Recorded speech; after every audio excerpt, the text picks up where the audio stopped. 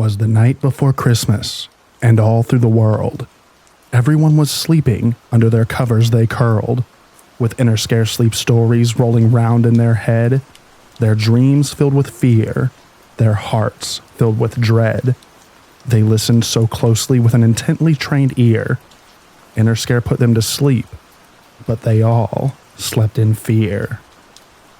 Hello everyone, and thank you for joining me for another restful episode of true, scary stories to help you fall asleep.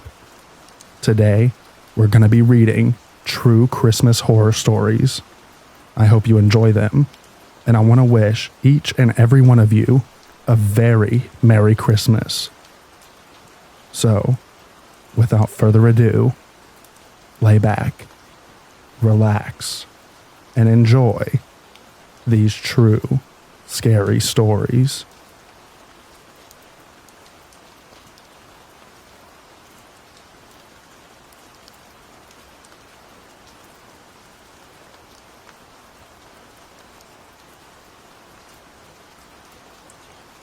Not my family, but kind of connected to it. My dad and mom were invited to a friend's family Christmas get-together, but they declined so they could stay in town. My dad loaned his car to his buddy, though, and thought that was the end of it. On the news the next day, they recognized my dad's car, filled with dead children. Turns out the buddy's dad went kind of bonkers, shot everyone in the family as they were walking into the house for the Christmas get-together, and strangled all of the children. He placed the adults' dead bodies in the living room and stuffed all of the children into my dad's car, the one that he loaned to his buddy, and the dad drove the car into a ditch. Dad and mom really dodged a bullet, but their good friend, whom they considered their brother, who died trying to save the children, did not.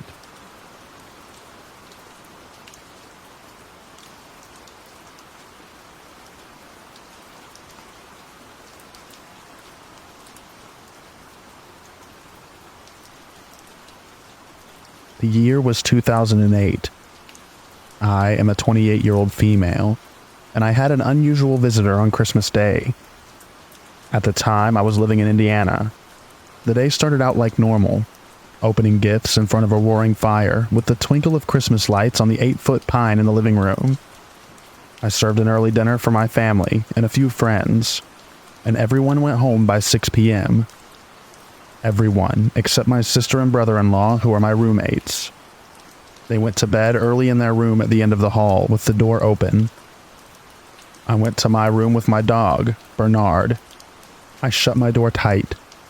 I was just dozing off when I heard the knob turn. It began to slowly open. I waited for a second as I thought it was my sister coming in to ask something. It was almost 7, so my room was completely dark. I had left the lights on the Christmas tree glowing, so there should have been at least a little bit of light in the hallway. I should have been able to see whoever was entering my room. I pushed my blankets down and lifted my head off my pillow, and was blinded by a bright flash in my eyes. I covered my eyes with my hands and screamed, "Turn off that effing light, are you crazy?" The light immediately turned off, and I heard the thud of boots running down the hall.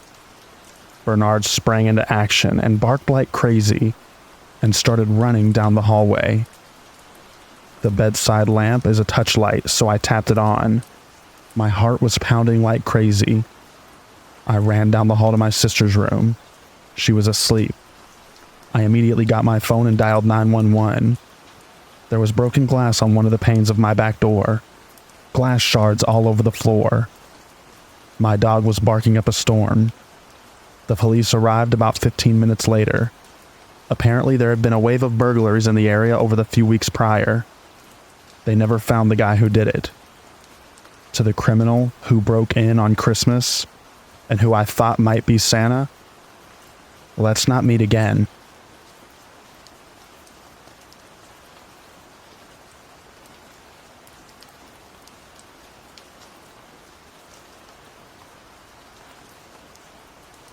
This happened in 2019. I was in my second year of college and living in a townhome about a 10-minute walk from campus. I lived with 2 other girls at the time, but they were all back at their parents' house for the holiday.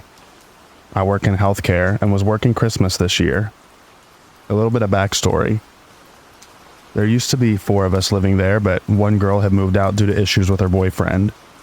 He was only supposed to come every so often, but he basically ended up living there. We told her she needed to kick him out after an incident with him one night where he got physical with her and verbally abusive with the rest of us. She wouldn't listen, and we told her we would have to talk to the landlord then. Long story short, she ended up moving out and left on bad terms with us. On another side, not here, I have been in physically, mentally abusive relationships before, so I understand how things may have been going for her. I tried my best for 2 years at that point to help open her eyes, to see the abuse and to get away from him. At this point, it was affecting everyone, and we didn't feel safe from him. So, she moved out. Okay, back to the story. It was Christmas Eve, and I worked the next day, so I was getting ready for bed. I locked the doors, turned the lights off, and went downstairs where my bedroom was. I was scrolling on TikTok for about an hour. It was Christmas Day at this point, when I heard what sounded like the chairs in the kitchen move. The kitchen is right above my bedroom. I thought maybe I was hearing the neighbors next door, as we share the same walls and sometimes they can be loud. But I remember one of them texting me and asking me to bring in a package they were expecting while they were all gone at home. The noise was short-lived, and so I brushed it off. Next thing I know, my bedroom door is being opened slowly. In this moment, I get a flashback, and remember my second grade teacher telling us about a time that someone broke into her house, and she acted as if she were asleep. So if they were just there to rob her, they wouldn't feel the need to hurt her if she saw them. But my phone screen is lighting up my scared, jaw-dropped face, so I can't act like I'm asleep. Where I'm laying in bed faces directly to the door, so we're just looking right at each other. So there I was, laying in my bed, scared to death, while this guy has one foot in my bedroom with the door cracked open. It felt like an eternity, but in reality was probably more like 10 seconds of us looking at one another. He slowly takes his foot out and closes my door. I sit there just in complete and utter shock. I couldn't make out what he looked like, as my eyes were adjusting to the dark again from the phone screen. All I could see was a backwards baseball cap. I knew I had to call the police. But I knew that if I called, it would alert my parents' phones that I had called. Me being dumb was like, well, I don't want to make them worry. Also, I was scared he might still be somewhere in the house, and I didn't know what he would do if he heard me call. So I text the guy I was seeing at the time and tell him some random guy just broke into my house and came into my room. He snapped me out of it and told me to call the police, so I did. The dispatcher asked me if I felt comfortable to go unlock the front door for them so they didn't have to break it down. And I told her no way, I don't care if the door is broken, I'm not going up there alone. A couple of minutes later, I see flashlights shining through my window. I hear the police knocking at the door and announcing themselves. They got in and asked me where I was. I came out of my room and they came and got me. They told me to wait on the back porch while 2 of them searched the house and 1 stayed with me. It was like that stuff that you see in movies, where they have their guns and turn the corner with their partner and everything. They didn't find anyone, and I said nothing looked like it had been taken. They even tried to get fingerprints, but they were unsuccessful. They even started asking me questions and informed me that the back door was unlocked and had no signs that it had been broken. I told them I locked it. Luckily, the guy I was talking to stayed with me that night, but I still couldn't sleep. I kept having to go check every inch of the house over and over. I placed chairs under the door handles on the front door, back door, and my bedroom. The next day I informed our landlord, and she refused to come out and change the locks, and she never ended up changing them for the rest of the time we lived there. Every time I go to bed now, I triple check all the doors have been locked. Doesn't even matter where I am. I have a dog now, and he helps me with my anxiety of intruders, as well as a recent purchase of a Ring doorbell. I believe it was our old roommate's boyfriend. I think they may have made an extra key for him because he was basically living there. But I don't understand why he didn't do anything to me, to the house, or to our belongings. If it were someone random, I don't know why they wouldn't have done what they intended. And that could have been many different possibilities. I don't know what their intentions were that night, but to the man who broke into my house on Christmas Eve, let's not meet again.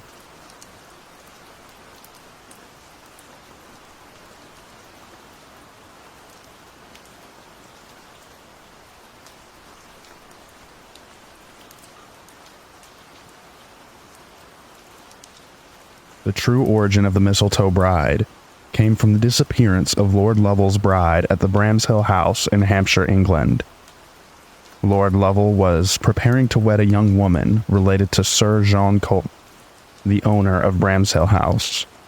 This was shortly before Christmas, so mistletoe hung throughout the mansion, inspiring the wedding party to play a game. The young bride-to-be would hide somewhere in the mansion. The groomsmen would seek her out, and whoever found her first got to kiss her. The minutes passed and turned into hours, and they still could not find her. Eventually, the game turned terribly serious, as no matter where they looked, she remained missing. The police were called out. Search parties scoured the snowy surrounding woods and nearby towns. Over 50 years later, a crew was working on renovating the mansion for a new owner. A crew member pried some wooden panels off the wall in the attic, and inside found a wooden hope chest. They used to give these to brides to store their dresses and wedding keepsakes. It had a small lock on the clasp. He banged the lock off with a crowbar and found the nearly unrecognizable remains of the young bride.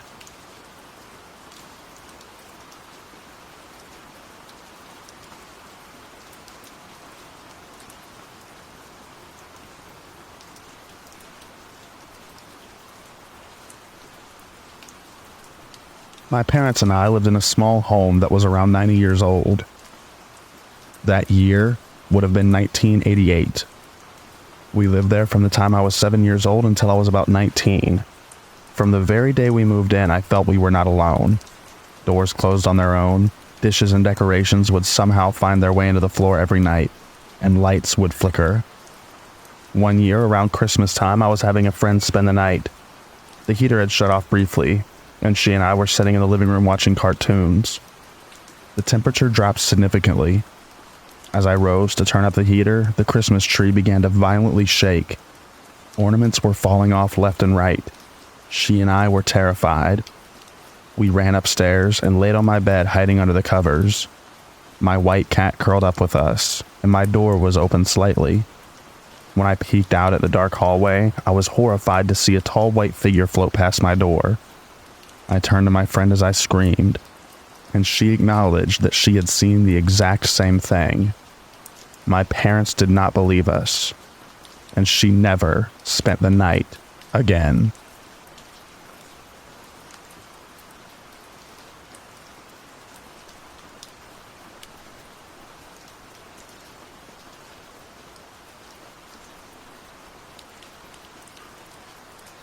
My mother, to whom I was very close, passed away in 1964 when I was 17 years old.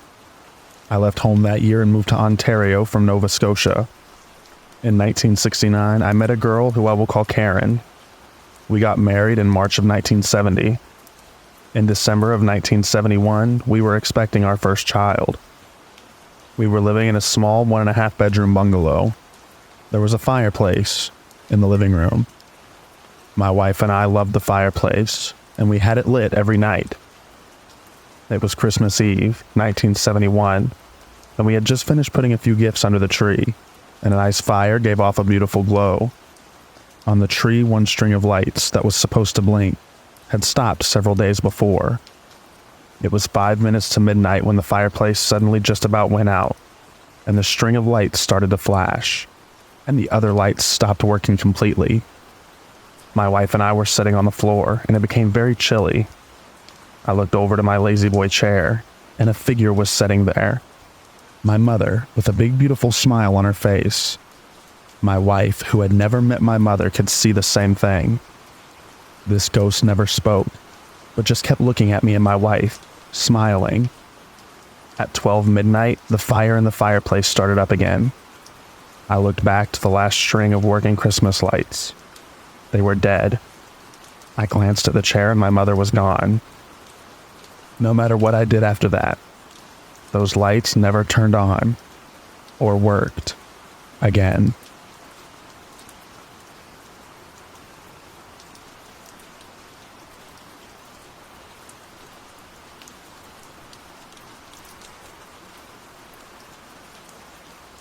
This happened in 2005 during Christmas vacation. I moved away for college and came back home to visit for the holidays. Spent a week in my hometown in a snowy state. On my last night there, my friend and I decided to go sledding at 3 a.m. We get in our car and both go down a few times. We're both at the top of the hill. She gets ready to go again, but I stop her. She asked what's wrong, and I tell her that I had a bad feeling. The hair on the back of my neck was standing up and I felt nervous. I told her we need to leave now. We drive back to my family home. We live in a town where no one locked their doors. The crime was almost nothing, and all the neighbors knew each other. When we get back, something told me to lock all the doors. Then I checked the windows and several were unlocked. My flight was only 4 hours away to go back to campus. I slept for maybe 2. I wanted to see the snow and smell the fresh air, so I stepped outside. I looked at a huge pine tree we had in the front/side of our yard. I always thought the way snow laid on the branches looked so beautiful, and something caught my eye. What should have been pure, fresh snow was littered in huge man-sized footprints. They wrapped around the tree and went towards the backyard. I was thinking maybe my uncle had been out there smoking or something. Just thinking of anything trying to rationalize why those prints were there. The same feeling came back to me when we were sledding. The anxious and paranoid feeling in the pit of my stomach. I look to my left and I see a man. He's running, sprinting, staring straight at me. He was probably close to 300 pounds and maybe 6 feet. And for his size, he was super fast. I froze in fear with the realization that he's not just doing a morning jog, and he is coming straight at me. I tried to move several times, but I was almost too scared. With everything in me, I opened my front door, slammed it shut and locked it. I run to the window and look onto my porch and see the man standing there. He has his hand on my door. He turns his head and I follow his gaze to a man in a white van. The guy in the van throws up his hands in a gesture to say, "Well?" The runner just threw up his hands and shook his head. The runner walks to the van, gets in, and they drive away. My heart's still pounding. I wake up my friend and make her walk around the house with me. There we find the footprints. Went to every door and window around my house. She too tried to rationalize it. But to me, I know if he had reached me, I wouldn't be writing this post. The malicious look on his face as he ran to me told me everything.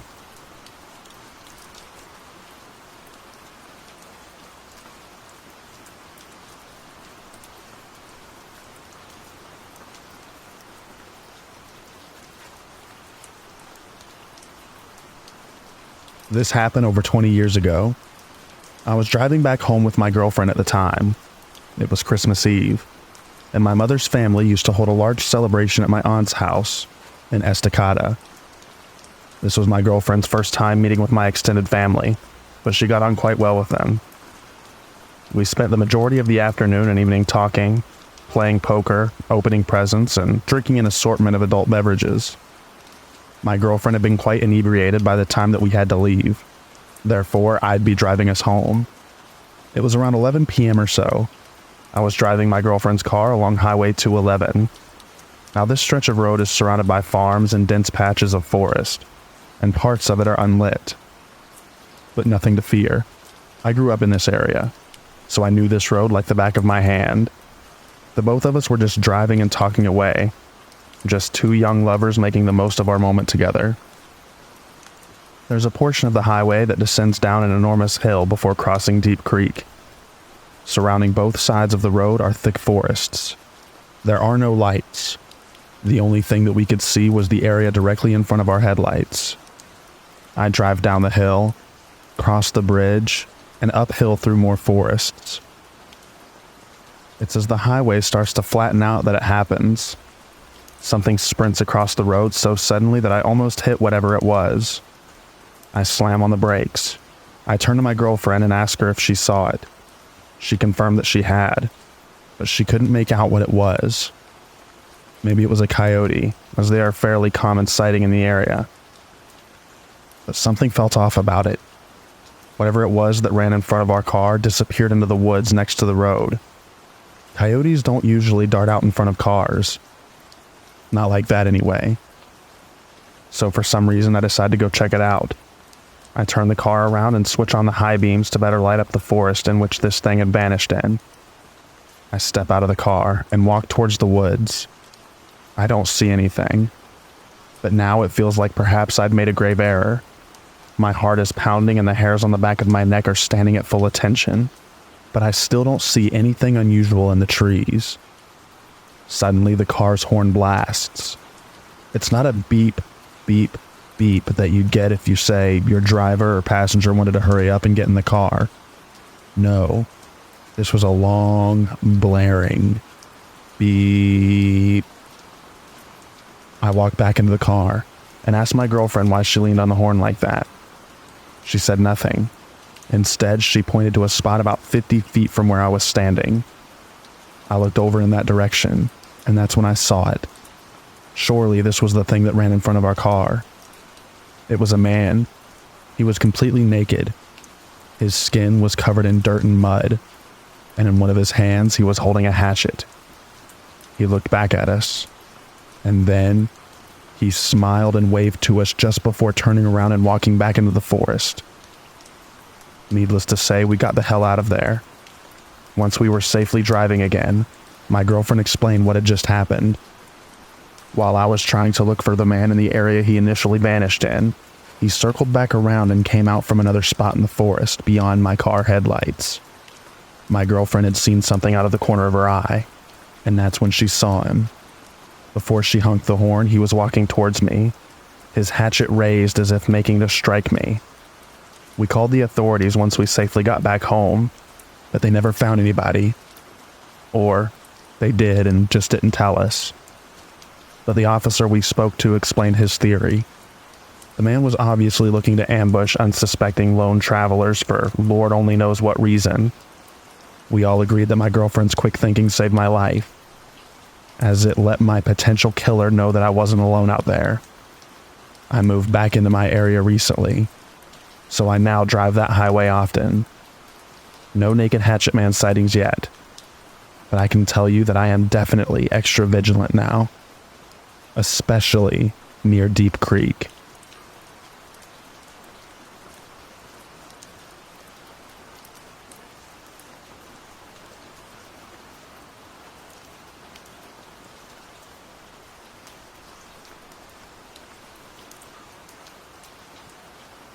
There's a lot that happened within our family before this event, so let me explain.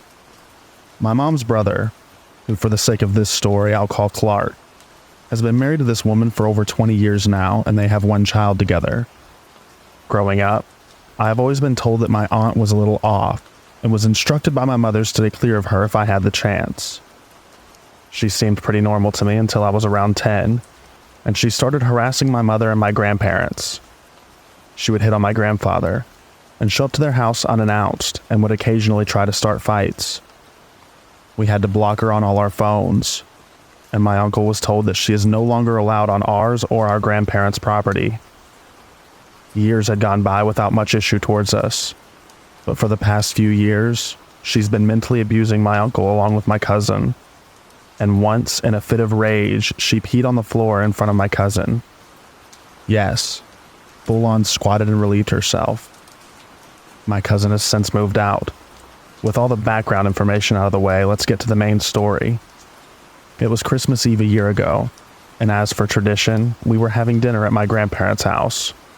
It was my grandparents, mom, dad, brother, uncle, cousin, and their dog Holly. We're at the dinner table, which is in view of the front porch windows, when we heard the doorbell ring furiously and the door being pounded on. As we looked over at the windows, who do we see? Her. My uncle gets up and goes outside to talk to her. From the table, we can hear a bit of yelling, and my uncle opens the door and comes back in when all of a sudden, she grabs the dog and threatens to take it away if my uncle didn't give her money. At this point, my parents are outside watching, along with a few neighbors. My uncle gets in the car with her, and before she gets in to go drive, she yells, "What the F are you looking at? I know I'm beautiful, and God loves me." Then she gets in the car and speeds off. So we're all at the windows, stunned and confused. All the while, my cousin is texting his father to make sure he's okay. He lets us know that he is, and that he was going to an ATM to get her some money so that they would leave her alone. About an hour or so later, my uncle gets back with the dog and tells us that she was basically holding him hostage because he didn't give her enough money. But finally, with a bit of bribing, she brought him back, and I haven't seen her since. The rest of the night obviously had a lot of tension, and I watched the road behind us all the way home, scared that she was following us. Since the incident, things have escalated at their house. We've found out that she is doing drugs and has been cheating on my uncle for a while now. For those asking why we didn't call the cops, he told us not to. I don't know why, but he hasn't done much about her except tell her that he wants a divorce. But nothing has come of that.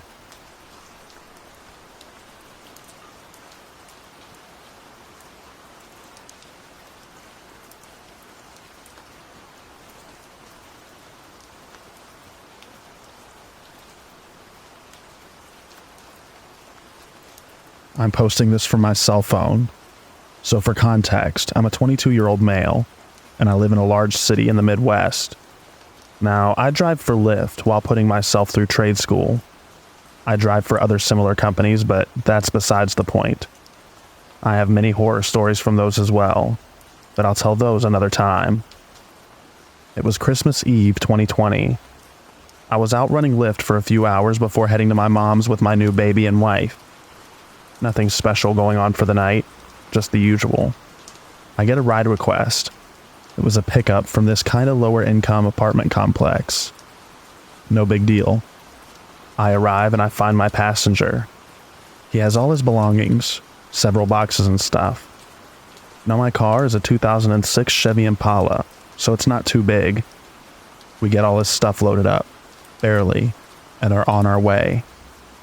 During the ride, he's crying, saying his girlfriend was cheating on him, and he had walked in on them earlier that night. He couldn't stay there because it was her name on the lease, so I was taking him to a hotel. Now in my city, we have a street that is well known for having vices.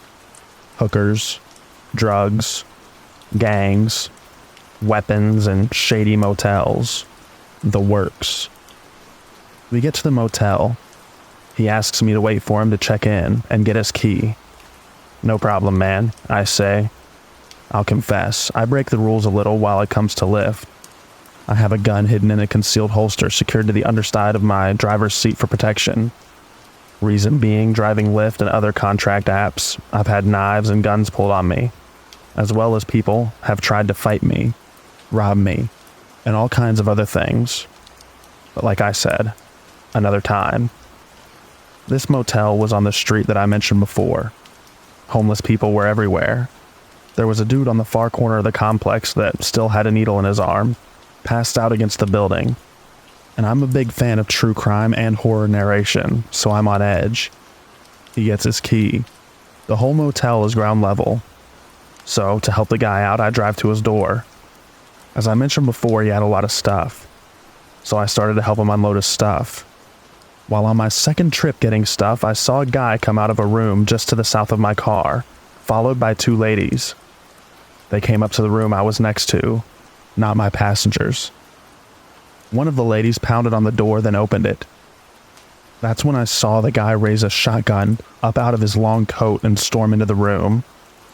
The two ladies followed him, slamming the door behind them. Following, I heard a lot of yelling and shouting. I was just waiting for shots to ring out. Out of nowhere, my passenger came up behind me. "I can take this, man. Go ahead and take off. Have a Merry Christmas." And he gave me a cash tip. I didn't even notice he took the boxes out of my hands or slid a $5 bill in my pocket. I was frozen. I knew what may have been going down in that room. I had to leave, or at least get to where I could get my gun. I knew the guy and ladies both saw me. And I knew they knew I saw the gun. I had to get out of there. You know, no witnesses. I got in my car and sped away quickly. I got a block or so away and called the cops. I gave them every detail. After I got off the phone with the police, I signed out of Lyft. I hadn't made much money, but I was done. I got a call later that night. The cops investigated. They never found the gunman or the women. They never answered the door I saw them come out of. And the occupants of the room they went into said nothing had happened.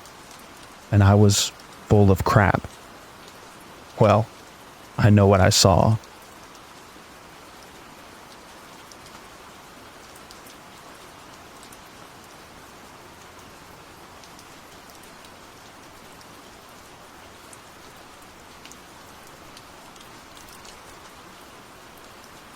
A little background first.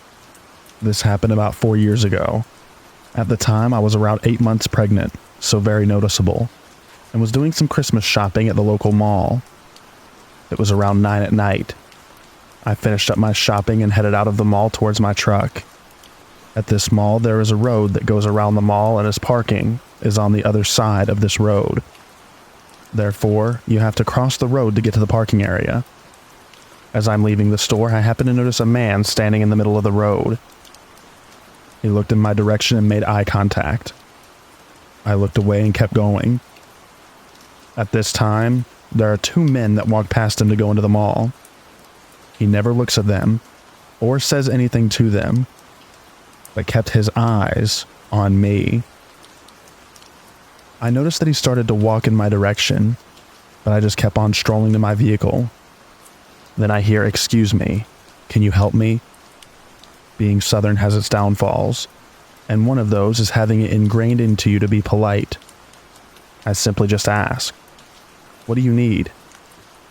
He looked around and said, "Could you help me start my car? I think my battery is dead."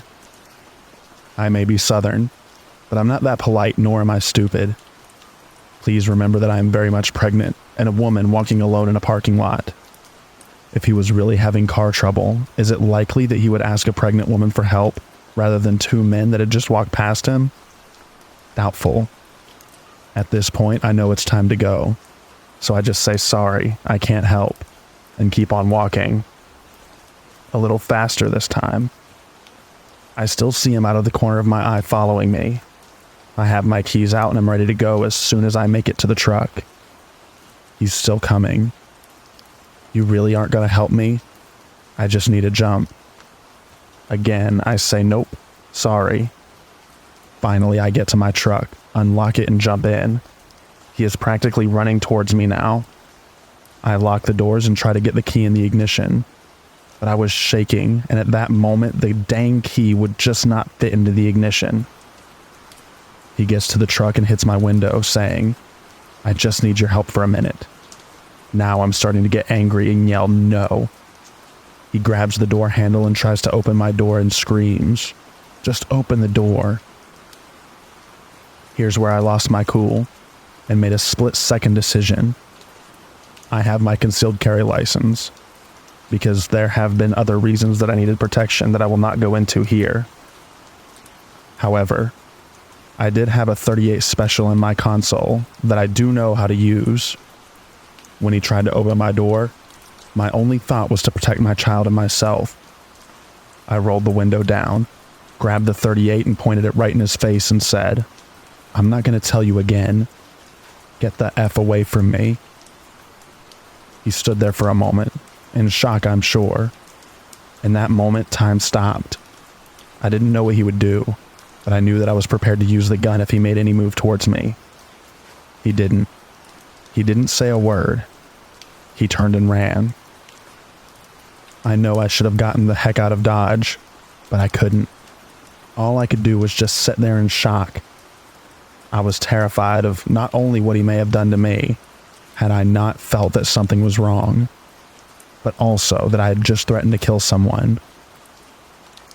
Not a situation that I ever want to be in again.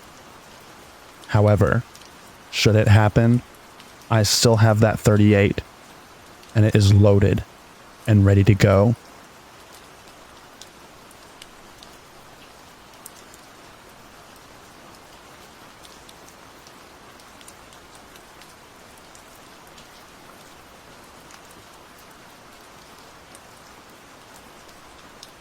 So when I was 7 or 8 years old, my parents took me to a Christmas market that had tons of activities for kids. I didn't know this at the time, but my parents were fighting, and thus preoccupied and just mostly left me on my own. The way it worked was you bought some vouchers at the door and could then go inside and use one voucher for one activity.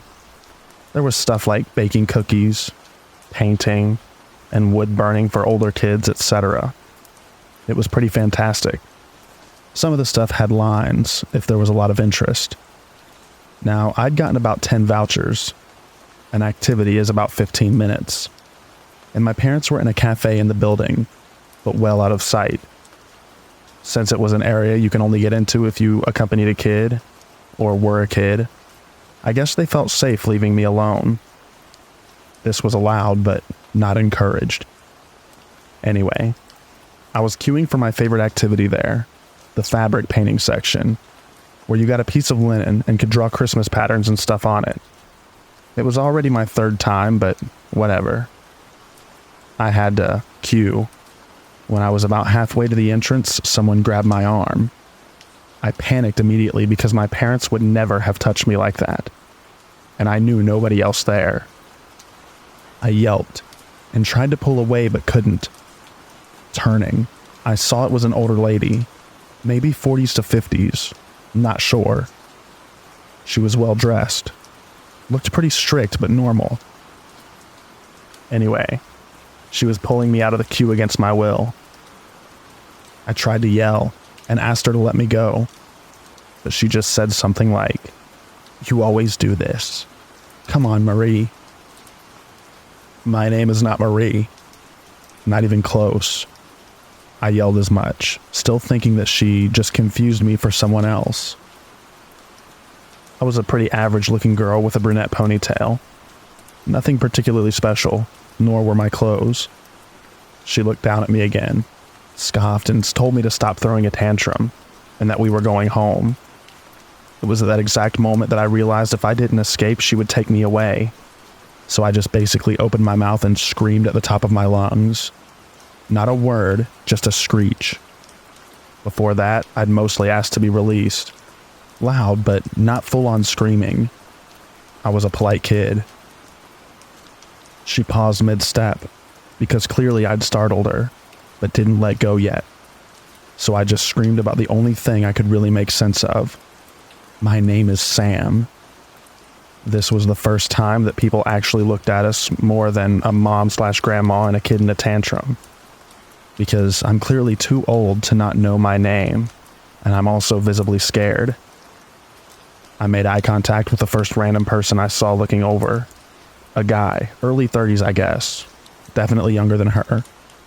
I just pled for him to help me, and he actually came over at that point. We were in sight of the exit. She dragged me quite far, and I guess at that point she decided it was too much of a hassle and let me go. Since I'd been fighting her, I immediately slammed into the ground, which actually prompted more people to step up to help. I was sobbing, and as soon as I could get my feet, I ran the other way to my parents. I must have barreled into 10+ people and kids on the way to where I knew my parents were. It was a cafe, like I said, and they were in the middle. My mom had super recognizable fake hair, so even sobbing, I could see her easily. I banged into a table, knocked stuff off, and just threw myself at my mother. I was in no state to explain, and she was both mad at me for making a scene and really worried because I was not the type of kid to cause a disturbance. Pretty much ever. I wanted to explain but couldn't. There was a bit of commotion around with people being nosy, but as I calmed down, I realized that the guy that I had begged for help was explaining to my parents what had happened.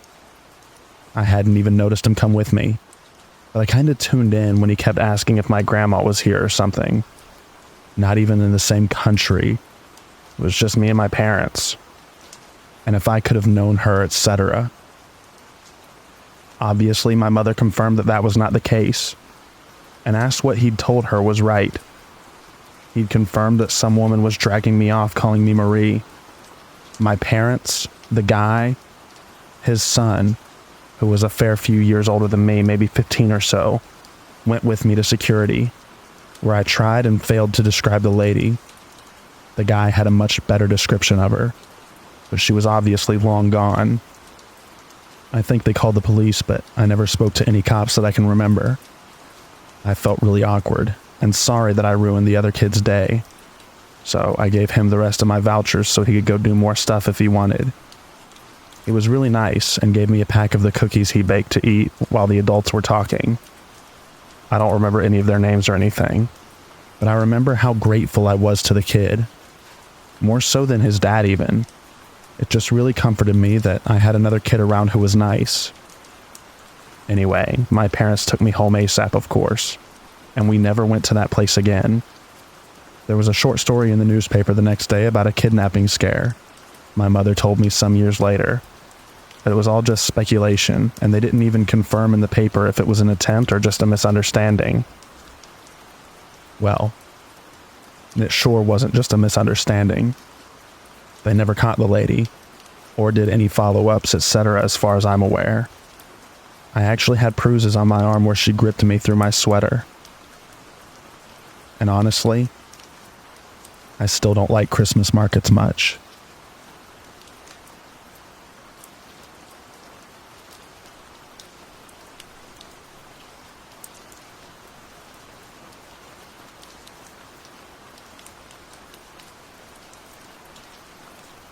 First off, I'm living very rural, in a small village with maybe 10 to 15 houses, but close to the highway.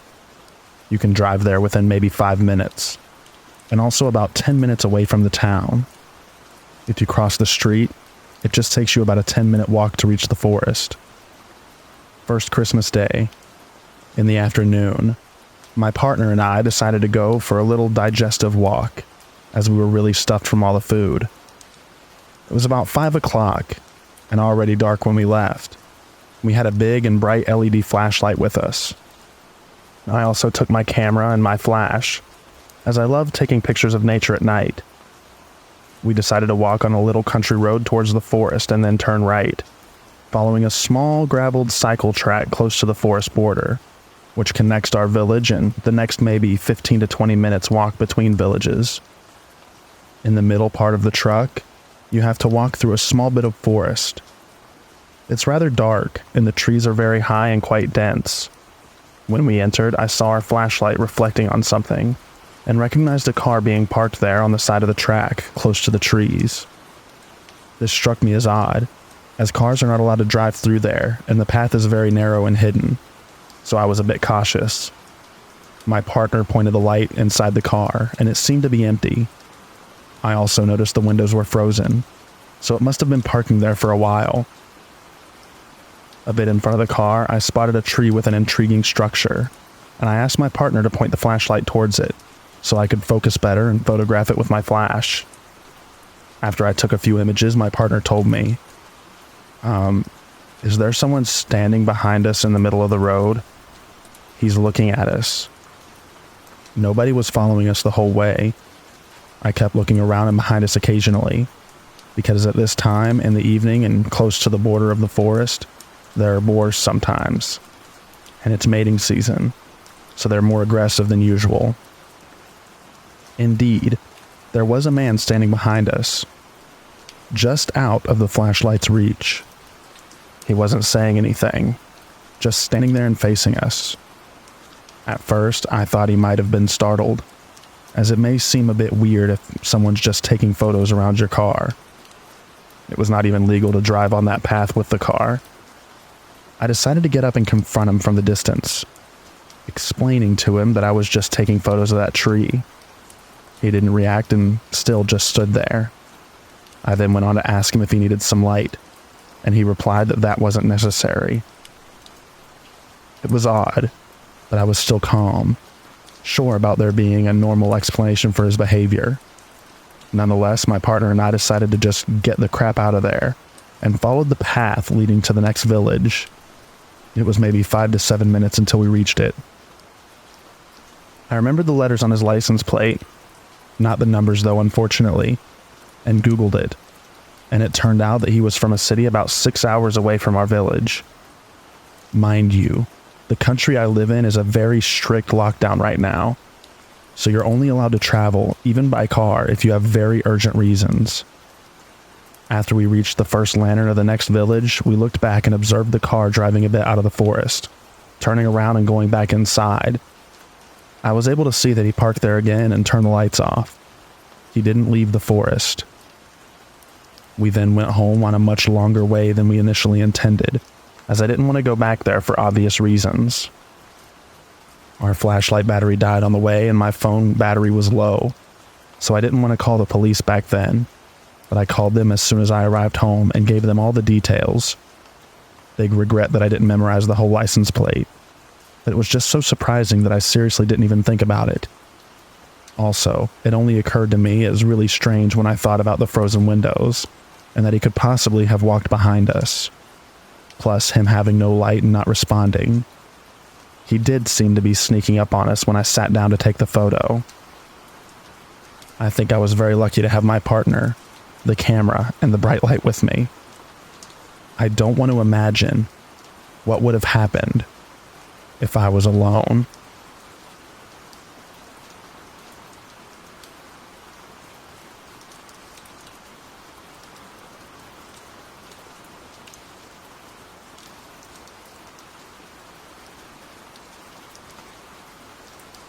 This happened to my family when I was like 11 or 12. Background: we live in a small, close-knit southwestern town. My house is pretty small, only 1 story, and about 100 years old. Family of 4. My parents, me, and my younger brother by about 5 years. We used to leave our front door unlocked, mostly because we didn't ever think something like this could happen in our town. It was Christmas night, so we all went to bed pretty early, since we're more of a Christmas Eve type of family. Me and my younger brother had each gotten $200 cash from my grandpa to help pay for our summer camps as a Christmas gift. And it was sitting in my mom's desk drawer inside her very tiny office. At some point during the night, the money was stolen, along with my mother's car, which was probably crashed down the street. I was asleep on the living room couch, which is right next to our front door. Important note: our front door is loud. It's made of really old wood and is super heavy, so it creaks almost every time you open it. Our 2 back doors were locked, so they must have come in through the front. So basically, whoever it was must have walked within a foot of me to get inside the house. That's creepy and off-putting. But what really gets me is my mom's car.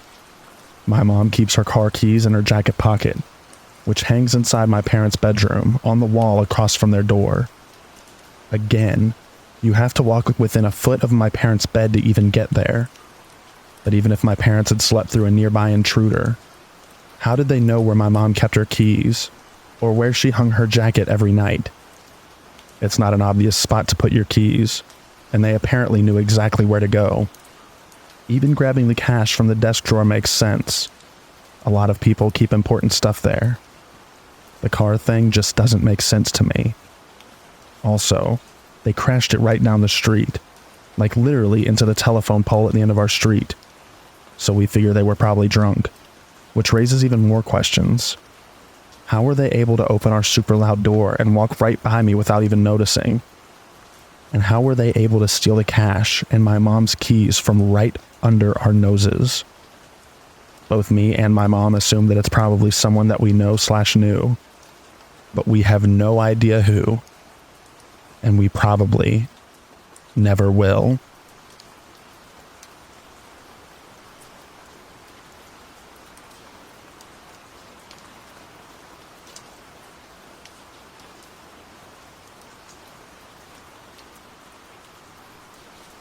This happened in December of 2011, while I was on college semester break. Alright, so I grew up in rural Texas with about 1,000 people in my hometown. Shortly after my parents' divorce, I moved to a large city for college and made it a tradition every year to visit my family for the holidays in the boonies of Texas. After the divorce, my mom had just recently moved to a nearby town, around 100 people, where her house was located on the very outskirts of town, surrounded by miles of cornfields in almost every direction of her home. There was a paved road about 100 feet of her house that basically was a dead end until you reached a certain point, and directly across the other side of the road was in fact miles of fields of corn. The only neighbor she had was about a half-mile north of her house, who was a truck driver and basically was never home much of the year. Anyway, needless to say, it was pretty secluded, and pretty much the only thing close to civilization was about 15 to 20 miles away. This particular winter break was different, because my mom and brother, who lived in the same city as me attending a different college, was going to travel to Boston to visit my grandparents, and my mom needed someone to dog sit while they were away. So after a few days of having the house to myself in the middle of nowhere, I'm particularly bored, so I decide to put the harness on my dog and take a walk around the area in no particular direction. We finally ended up following the dead-end road and turned back as it starts to get darker, and the wind starts picking up because a cold front was coming through. By this time, I am slightly more frustrated with myself, because I could start to smell the rain, and my dog, a dachshund, can be particularly stubborn, because he basically likes to walk me instead of the other way around. Anyway, as we start walking back, it's starting to get a bit more colder, and it is drizzling now, and I start to walk a bit faster. We're almost jogging back now to the house when all of a sudden my dog stops abruptly. I initially think it's just him being stubborn, but he starts leading me into the direction of the cornfields. I'm thinking that this is just one of those cases where he locks onto a scent and cannot let it go until he goes directly up to it, or I have to pick him up to lead him back on track.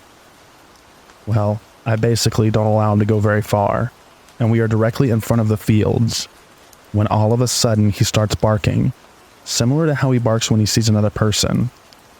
He's not friendly to other people. I finally pick him up, and we run back home, both pretty damp and cold by now. I dry up and then take a bath, since the house had no showers. It's evening time now, and after making something to eat, my dog and I start winding down for the night. We watch a bit of TV in the living room, and by 10 p.m. call it for the night. It's still very much cold and windy outside at this time, though it never did storm, only rained a bit. We go into the bedroom and my dog burrows underneath the blankets, and I pass out shortly after. Several hours later, I wake up to my dog awake and growling on my bed in the direction of the window.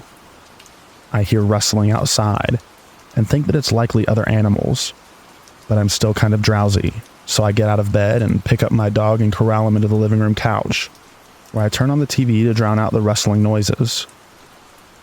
My dog burrows underneath the blankets again, and I'm just about to fall asleep when I hear a thud outside. I'm like, what was that? And of course, my dog is wide awake again, barking and growling underneath the blankets. Anyway, I'm pretty much wide awake now, and I kind of start getting annoyed with my dog, so I basically turn up the TV to hopefully drown out the rustling outside once again. I swear to God, 25 minutes later at 1:30 a.m. I hear a knock on the back door. All hell broke loose with my dog, and literally is about to jump off the couch and dash to the door. I caught him last minute, and started to just hold him in place while we're both freaking out. I'm like, WTF? Please no. Please let this be my imagination. Anyway, I really don't remember what I did at that very moment, but somehow my dog started to calm down again, and I'm pretty sure I blacked out because there is a literal period of time that I don't remember anything. Shortly thereafter, I don't hear any more rustling of leaves coming from outside, and my dog is now silent and ready to burrow underneath the blankets. Q doze off to slumberland, only to wake up 30 minutes later to another knock, this time on the front door. I literally feel my heart pumping so fast that I grab the landline, no cell service here, and dial 911. My dog is now at the door barking furiously. I reach the adjacent town's 911 emergency service and back frantically state what is happening, all while my dog is freaking out. The police from the adjacent town was on their way, but it was going to take a while to get to my house.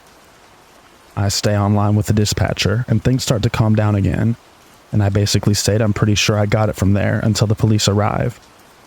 I hang up and very carefully look out the side window, only to see a man standing directly in the front of the door. No movement from him at all, just the blank stare at the door. I grab the mace, and my dog state very loudly that the police are on their way. No reply back. I'm literally thinking the guy was on drugs at this point. This area where I grew up had the meth problem. I open the front door. The doors in this house have a secondary door for a windowed screen.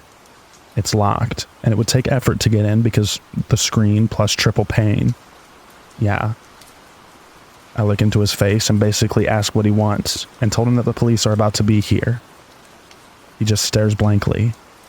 Pause for what must have been the longest 20 seconds of my life. He opens his mouth and asks if I want to play a game with him. After that, I immediately shut the door and yell back furiously, "Oh no, absolutely not." I literally wait in the bedroom and watch him on my porch for about 5 minutes, just staring blankly at the door. No movement whatsoever.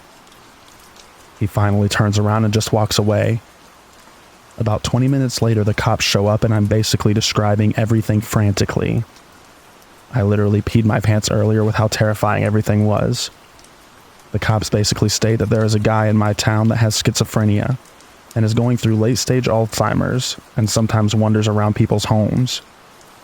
Needless to say, they found him and took him back to his caretakers. The cops asked if I had anywhere else to go. I basically packed everything up and bolted to my father's house with my dog and stayed there for the remainder of the break.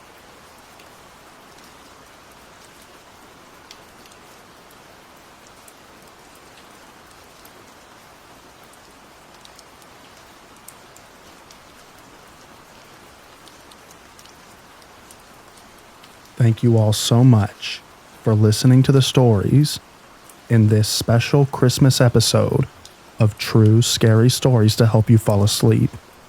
I hope you enjoyed them. I also hope that you enjoy the extra rain at the end of this video. Have a great night, everyone, and I'll read to you in the next video. Bye-bye now.